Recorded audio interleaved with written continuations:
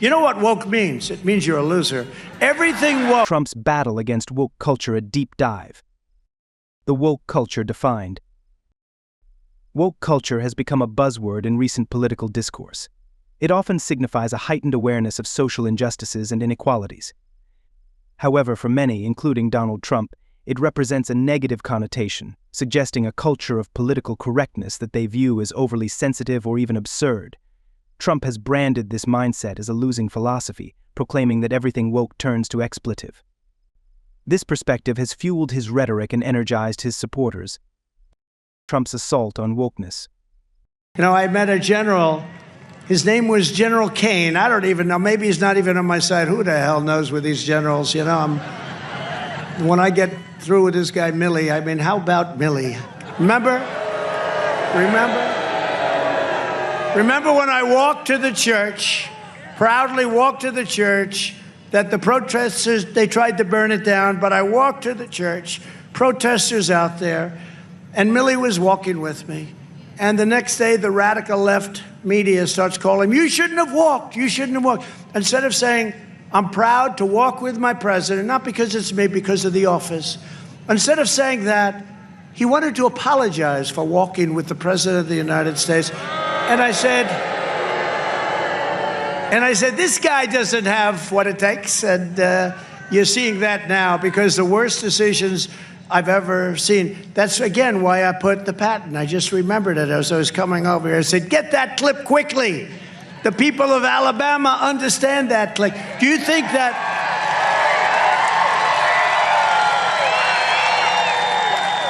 Let me ask you, do you think that General Patton was woke? Trump's approach to combating what he calls woke culture has been aggressive and unapologetic. He has seized the opportunity to rally his base, often using incendiary language that resonates with those who feel alienated by progressive movements. His speeches serve as both a critique of political correctness and a call to arms for those who share his views. The question remains, is this a decisive moment in the fight against wokeness, or just the beginning of a larger cultural clash? I don't think so. What do you think, Mike? Mike, was he woke? I don't think so. I don't think he was too woke. He was the exact opposite. You know what woke means? It means you're a loser. Everything woke. Everything woke. It's true. Everything woke turns to shit, okay? It's true. It's true. Look at what's happening. General Milley and the military. Trump often references military figures to illustrate his point. He recounts a meeting with General Milley, whom he criticizes for his perceived lack of loyalty and strength. Trump contrasts Milley with historical figures like General Patton, suggesting that a woke military is ineffective. This comparison highlights his belief that traditional values and strong leadership are essential in the armed forces.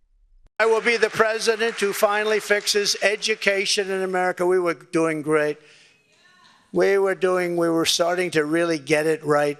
We will not let men, as an example, participate in women's sports. Is that okay? No men. No men.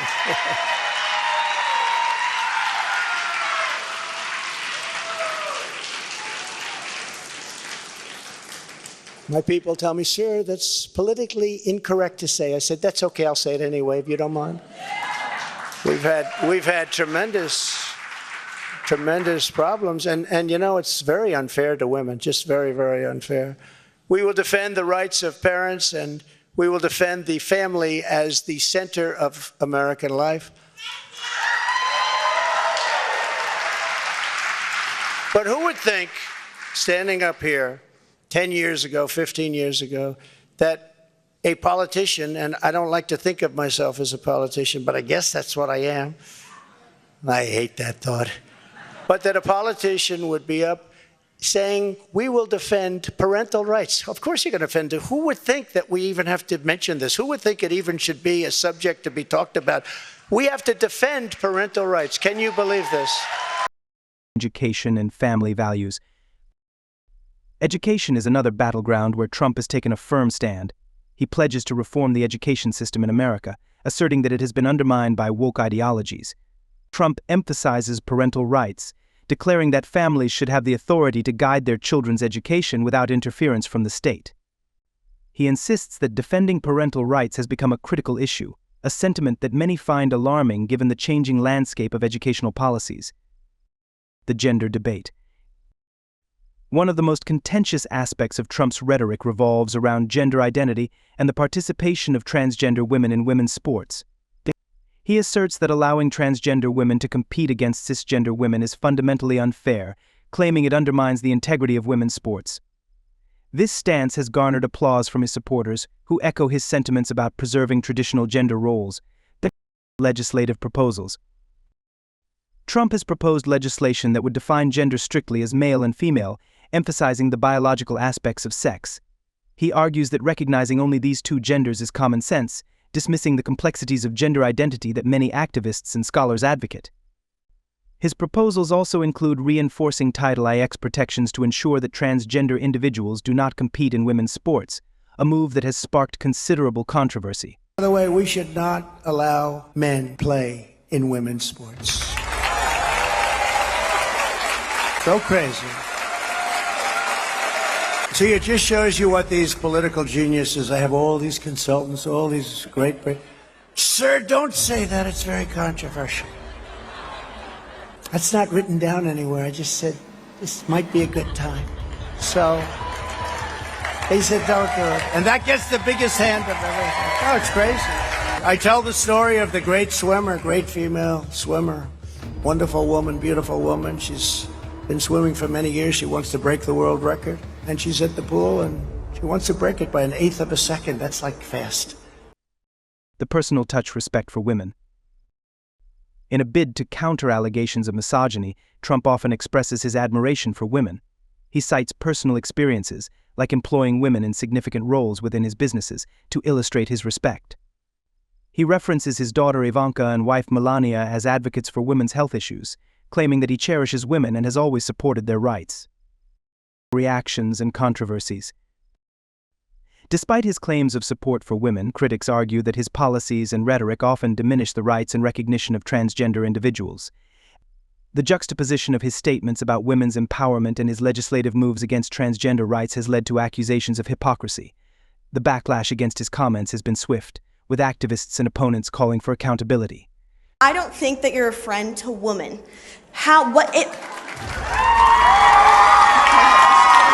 I knew I shouldn't have picked her.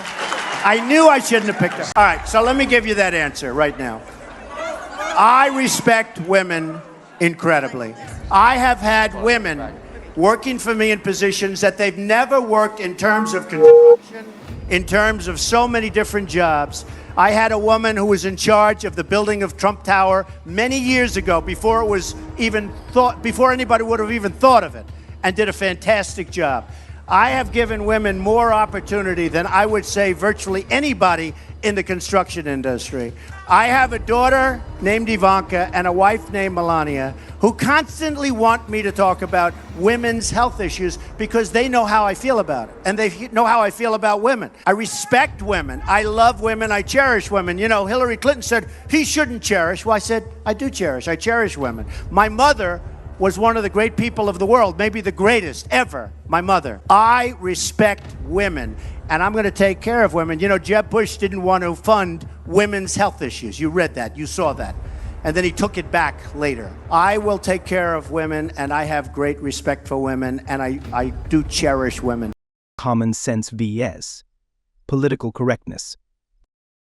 Trump supporters often frame his rhetoric as a return to common sense, arguing that he articulates what many Americans feel but are afraid to say. This notion has helped solidify his base, as they rally behind his assertion that political correctness has gone too far. Critics, however, contend that this viewpoint dismisses the nuanced discussions necessary for understanding complex social issues. The role of humor. Trump frequently employs humor and satire to underscore his points.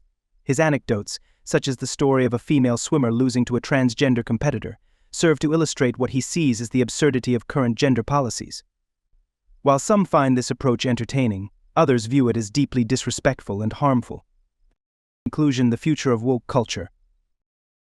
As Trump continues to challenge woke culture, the broader implications for American society remain uncertain. His rhetoric resonates with many who feel disenfranchised by progressive movements, while simultaneously alienating others who advocate for inclusivity and understanding. Whether this cultural clash leads to a significant shift in societal norms or merely reflects a temporary backlash against change is yet to be seen. Ultimately, Trump's battle against woke culture is emblematic of a larger struggle within the United States, a struggle over values, identity, and the direction of the nation. As discussions around these issues evolve, the impact of Trump's rhetoric will likely continue to influence the political landscape for years to come.